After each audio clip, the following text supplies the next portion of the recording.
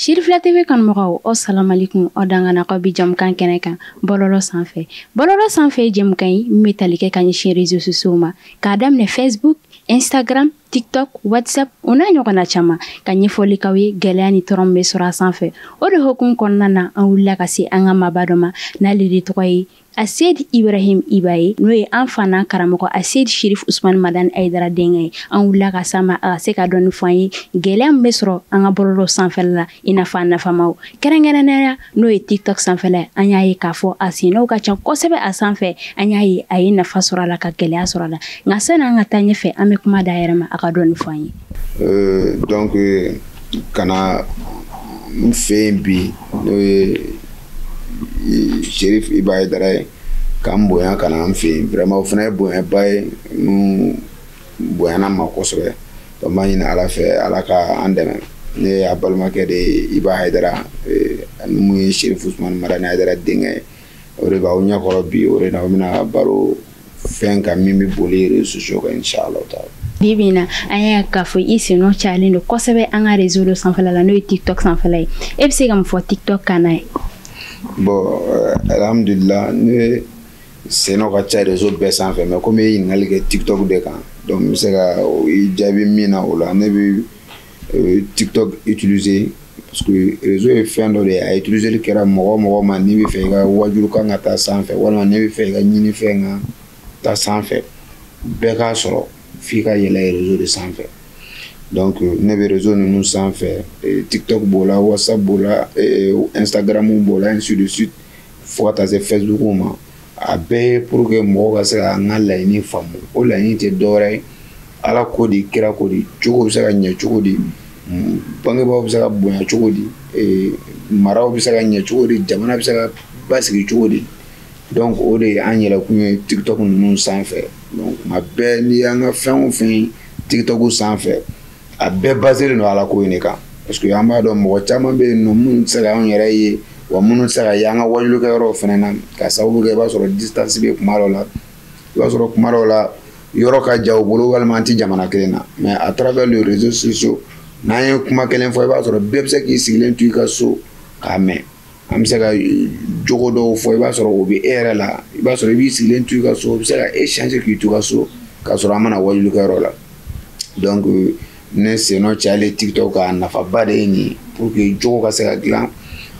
pour que denmisɛnninw ka se ka dɔw yɛrɛ ye jɔn ye pour que n nana sɔrɔ n fa bɛ sira min kan o tɔ ka se ka sabati parce que olu bɛ temps min kɔnɔna na olu Ala ye olu garisigɛ don jama jɛra wajulu in de la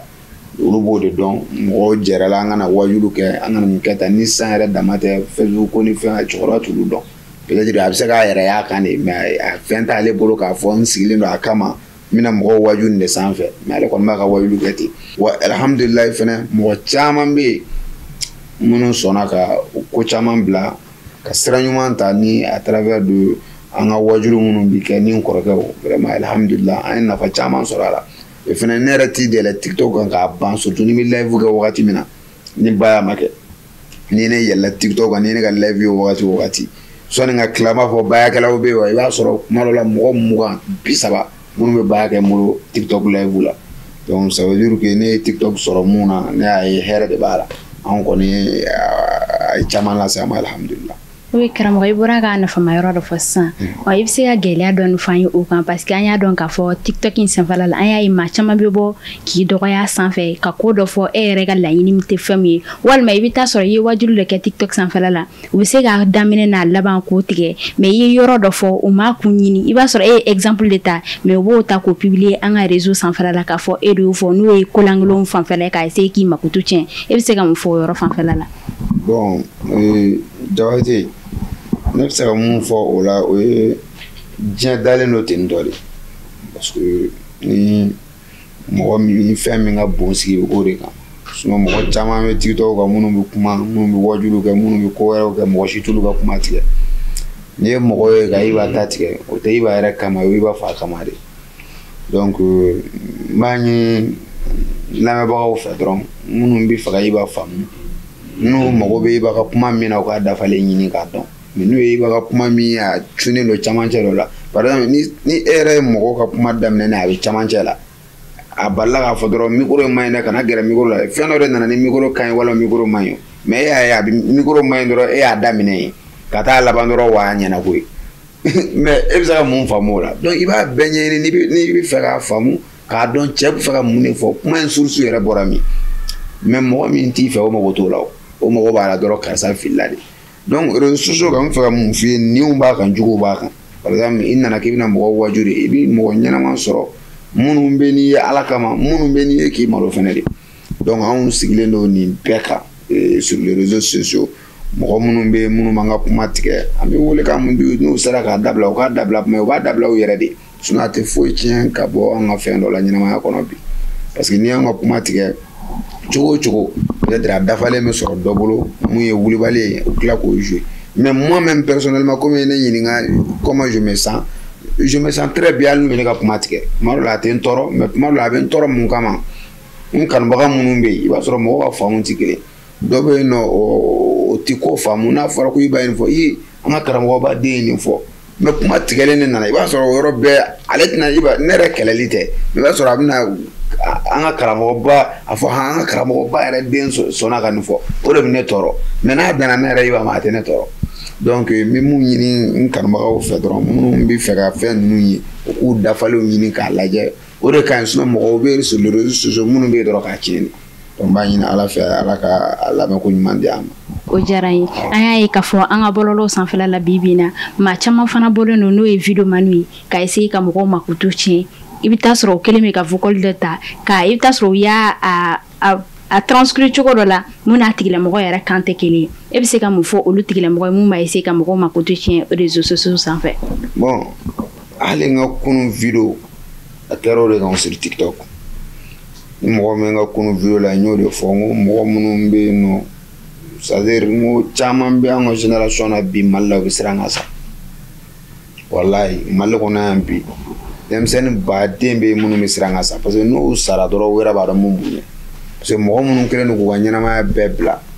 ka nkalonjuguw tigɛ k'a da mɔgɔw la k'u ka ɲɛnamaya bɛɛ bila ka mɔgɔ dɔ mankutu tiɲɛ k'u ka ɲɛnamaya bɛɛ bila ka tugu mɔgɔ dɔ kɔ fo n k'a lebu k'a sɔrɔ a tɛ ɲɔgɔn ɲɛsira yɛrɛ la Jabate yɛrɛ bali ka ye dɔrɔn dɔ bɛ se k'a sigi ka dɔrɔn ka plateau yɛrɛ sigi k'a ko affaire de temps en temps i yɛrɛ man n'i yɛrɛ tɔgɔ dɔrɔn i ja bɛ tigɛ i b'a sɔrɔ kaba ala k'i da a ti dɔn i b'a sɔrɔ a bɛ fɔ dɔrɔn ko e tɛmɛna i yɛlɛla gendarme couché sanfɛ ale b'a fɔ ko moto y'i bɔ k'i bin couché sanfɛ fo k'i tereke k'a sɔrɔ i yɛlɛla a kɛrɛfɛ dɔrɔn bon c'est à dire même fɔ an ka jeunesse ye Mali tɛ se ka taa ɲɛ en tant que ni an ye réseaux sociaux faamu kojugu parce que nous an y'a faamu kojugu Mali la faamu kojugu ye jumɛn a y'an faamu fo k'an kunkolo datugu parce que anw tɛ ɲɔgɔn ɲini ka avancer sur les réseaux sociaux bɛɛ bɛ ka bɛɛ ɲini ka bɛɛ ta tiɲɛ kɛ a sanfɛ bon jamana o jamana ni par exemple bɔ sur région na i b'a fɔ ko maliyɛn kelen de bɛ Facebook kan bɔ sur région na i b'a fɔ ko maliyɛn kelen de bɛ TikTok kan fan bɛɛ fɛ i b'a fɔ ko maliyɛn kelen de b'a kan parce que ni ne ko an ka jeunes bannen don fɛn bɛɛ ma parce que o wari facile de ne bɛ se ka miliyɔn kelen di dɔ ma taa Jabate fa n'a ba nɛ o fana b'a ka ɲɛnamaya bɛɛ bila cɛ dossier dɔ di Jabate kan dɛ o bɛ sin k'i wele ten allo cɛ i bɛ kisɛ dɔ dɔn Jabate kan kisɛ dɔ fɔ n ye dɛ n bɛ kisɛ dɔ n kɔnɔ n bɛna f'i ye n k'a kun bɛ taa minisiri a kun bɛ taa dɔ nɔfɛ nɔ Jabate kɔni maa ɲɛnama kɔrɔ kun tɛ dɛ a kun bɛ si bari dɛ nkalon munumunu k'a da k'a sɔrɔ kaba la k'a da ni Jabate jɔ a t'a jelen dɔn donc ni ko ne ko Jabate in yɛrɛ ye jumɛn e kan tɛ jɛmani de ma f'a jɛlen dɔ tan dɔ a cɛ a jɛlen tɛ s'a fin na sikɔrɔla mɔgɔw de don donc u t'i dɔn yɛrɛ mais u balo de bɛ nin na donc n y'a fɔ n ka kunu video kɔnɔ mɔgɔ mɔgɔ balo kɛra ka nkalon tigɛ k'a da mɔgɔ la i tɛ ala bato tɛ dugukolo kan k'i bɛ o kɛ ko ala bɛ yafa i ma o kɔfɛ nkalon tigɛ ko kelen k'a da mɔgɔ dɔ la k'a y'a mangoya hali n'a ma mangoya mɔgɔ dɔ y'a bisigiya n'a ye e ka nkalonjugu kama sun tɛ yen seli tɛ yen jaga tɛ yen hali alikaba binnen kan ni o tigi ma yafa i ma i bɛ janɛmɛ kɔrɔ donc n b'a ɲini ala fɛ ala ka an kisi ka bɔ nkalonjugu da mɔgɔw la walima ka mɔgɔw mankutu tiɲɛ sur les réseaux sociaux a tɛ nafa ɲɛ i fana retour t'a la i bɛ wari mun minɛ a la wari bɛ tila ka k'i halaki de an y'a mɔgɔ caman ɲa Mali kɔnɔ o ma mɛn dɛ a ta dɔrɔn 2017 ka n'a bila aujourd'hui dɔw tun bɛ yen nɔ n'a tun fɔra k'olu tun bɛ se ka Mali ci sur les réseaux sociaux ma ko tiɲɛ don mais bi n'u bɔra hali mɔgɔ t'a dɔn k'u balolen don donc c'est une vie n'i tɛ se ka leçon ɲuman di mɔgɔw ma i sen bɔ a la mais n'i nana ni juguman min ye ala b'i sara n'o juguman de ye wa i t'i sa fiyewu fo ala k'a yir'i la parce que 2017 ni 2022 cɛ ala y'a yira dɔw la n'o tun fɔra mɔgɔw ye ko 2017 o don ko 22 b'a sɔrɔ olu ka kuma malgré u ka continuer ka kuma dɛ mais ala an t'a dɔn k'u balolen don mais u bɛ yen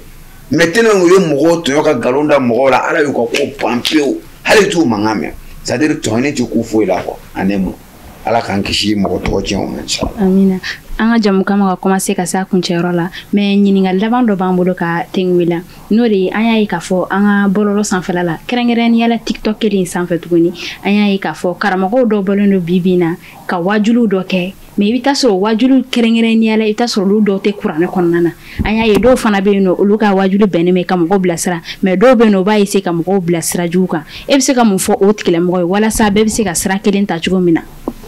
Ne ti wele da karamɔgɔw ye n bɛ wele da kunfiw ye n ko kunfiw minnu tɛ kuranɛ minnu ma kuranɛ kalan u ma mayɛrisa kɛ u ye faransɛ de kalan par exemple i n'a fɔ i ye cogo donc ni ne ko e ma n ko seliji ye tako 7 ye par exemple la e bɛ sigi ka ne la karamɔgɔ 7 de don i bɛ taa 7 kɛ dɔ mana f'i ye ko 4 don i bɛ taa 4 kɛ dɔ mana f'i ye ko 3 don i bɛ taa 3 kɛ ça veut dire que e t'i k'o diinɛ ɲɛdɔn i b'a ta mɔgɔw de bolo minnu y'a kalan kɛ mais i ti bagan ye i hakili de b'i la. Télé kala bla Sifla TV la bla TV5 la bla France 24 la mɔgɔ y'o f'i ye n k'i y'o dɔ yɛrɛ ma donc ça veut dire qu'il y a hakili bɛ donc o ye jumɛn ye sisan n'i ye karamɔgɔ dɔ ka kuma lamɛn a sɛnsɛn k'a lajɛ est ce que nin hakili bɛ bɛn yan mɔgɔw ka wajuliw lamɛn k'a sɛnsɛn kan'a fɔ ko ne ye karisa de kumakan ye a lamɛn dɔrɔn cɛ bɛ ka mun de fɔ o de kan ka bɔ ka don e kulo la mais karisa de sigilen filɛ ou bien ne bɛ karisa de fɛ ou bien ne tɛ karisa de fɛ n'o nana i ka fɛn na i tɛ se k'i ka silamɛya faamu. Bɛɛ n'i kanufɛn don mais a lajɛ karisa bɛ ka mun de fɔ est ce que a ni ala ta bɛn est ce que c'est logique fɛn dɔw bɛ yen c'est très logique n'i y'a mɛn dɔrɔn hakili bɛ sɔn a ma mais fɛn dɔw bɛ yen nɔ hakili yɛrɛ tɛ sɔn a ma fiyewu par exemple ko mɔgɔ bɛ don janama na ka bɔ par exemple ko Isa bɛ na par exemple ko seli ye silamɛya ye donc ninnu c'est pas logique pour nous donc fɛn minnu logique ye n'i nana o fɔ kunfin yɛrɛ b'a dɔn nin ye tiɲɛ ye et puis a banna exactement.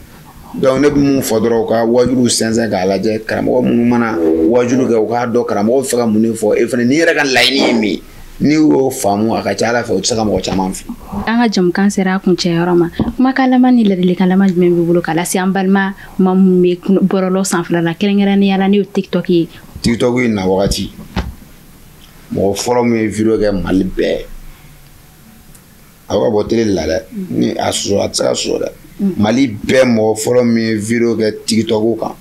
k'a fɔ a y'aw farati ɲɛ bɛ réseaux sociaux kura dɔ natɔ la ni denmisɛnninw m'a faamu nin bɛ k'an ka denmisɛnninya caman sira caman tiɲɛna ye k'an bila gulɔminw ni fini kuntandenw ni banɛniw ni c'est à dire a bɛna an ka jeunesse tɔ halaki n ko ne ɲɛ b'o min natɔ la n ko TikTok don n bɔra a don n ye conseil di musomaninw ma kosɛbɛ mais a don mɔgɔ caman ye nɛni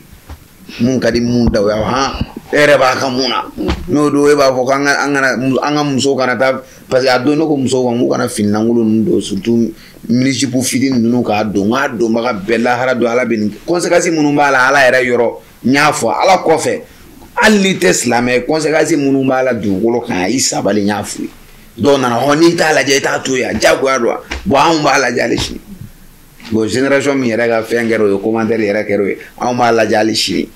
donc i b'a dɔn o hinɛ de b'i minɛ mais n bɛ fɛ ka mun f'i ye réseaux sociaux tɛ mɔgɔ tiɲɛ bɛɛ b'i ka famille de présenter sur les réseaux sociaux o bil'i kunna dɛ n'i ye mɔgɔ min ye k'a bɛ cogo min na commentaire la walima n'i ye mɔgɔ min ye k'a bɛ cogo min na a ka live kɔnɔna na walima a ka video kɔnɔna na a ka famille bɛ ten dɔ de bɛɛ b'i ka famille de présenter réseaux sociaux kan n'i lamɔna ka ɲɛ i bɛna lamɔ ɲuman ko de k'a kan mais n'i ma lamɔ ka ɲɛ i bɛn'i ka du yira k'a fɔ ko lamɔ t'aw ka du kɔnɔ e fana bɛ mun fɔ an balimamuso n'an balimakɛw f'u k'a dɔn fɛn fɛn bɛ réseaux sociaux kan a si tɛ tunun walahi a kelen tɛ tunun i bara bɔ k'a bila a kan k'i ka fɛnw bɔ k'a yira an na k'i démarche cogo yira an na san 100 ɲinɛ kɔ i mɔdenw ni mamuso i mɔdenw ni tulomasamaw n'u nana technologie tɛ tunun n'an y'a taper TikTok in tɛna effacer yan diɲɛ wuli cɛ koyi n'an y'a taper ko tik n'an donna k'a fɔ ko bintu bilen i mɔden o y'a sɔrɔ e yɛrɛ sara a mɛnna i mɔden bɛna a ba ye démarche a mamuso ye démarche kunda awɔ ci jani ko ye ne mamuso de ala ka hɛrɛ k'an ye donc an ka an janto réseaux sociaux la ɲumanw b'a la jugumanw b'a la mais mɔgɔ yɛrɛ de b'i ka famille représenter sur les réseaux sociaux. ami fo igani warwalan nay Shirifat lajilbaro ni kunye kan fana karamoko Asid Shirif Usman Madan Aidara dinga yambulo no yi Asid Iba Aidara yi na nana wala chaman kanye no yi an bololo sanfela kerengere ni na TikTok gelani torom me sora sanfela la anana wala chaman kawe ama fo an kambe wati were ni kerengelen sanfe Baliman da benga ka na ija fe kana sama tun no mila malware ame no bata fra ti ala sama tun ne e sama da du sira am nan gala ka aya joto la